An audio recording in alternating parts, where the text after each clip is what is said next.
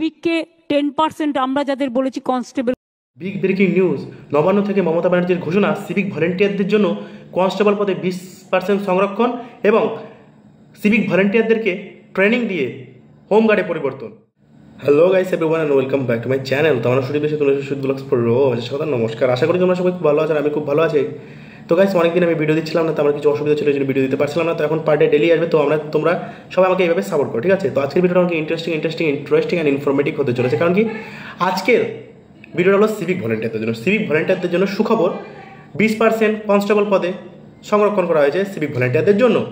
আর মমতা ব্যানার্জির এইমাত্র নবান্ন থেকে ঘোষণা, সিভিক ভলেন্টিয়ারদেরকে ট্রেনিং দিয়ে হোমগার্ডে পরিবর্তন করা হবে। তো কীভাবে পরিবর্তন করবে সেটাই আপনাদের সাথে আজকে বিস্তারিতভাবে আলোচনা করবো, আর ভিডিও দেখাবো ক্লিপ।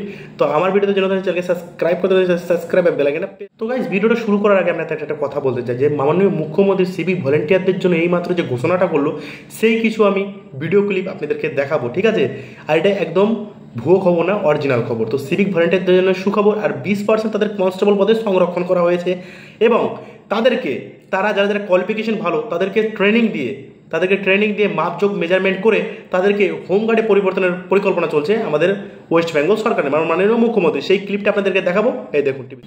আর সিভিককে 10% আমরা যাদের বলেছি কনস্টেবল করবো, রিজার্ভেশন করা হয়েছে না, 20% এরকম কিছু একটা আছে, তাদের কিন্তু ট্রেনিং দিয়ে they have to be trained. সুতরাং তাদের আমরা ট্রেনিং দিয়ে যদি হোমগার্ডে পরিণত করতে পারি তবেই তারা কিন্তু ব্যাপারটা বুঝবে। এখন তাদের না আছে ইধার না আছে উধার, তারা জানে না তাদের কি কাজ করা উচিত। আমি অনেক সময় দেখি রাস্তা দিয়ে যাই, বিশ্বাস করুন আমি কখনো পুলিশকে বলি না আমার গাড়ি গেলে একটাও গাড়ি আটকাবে।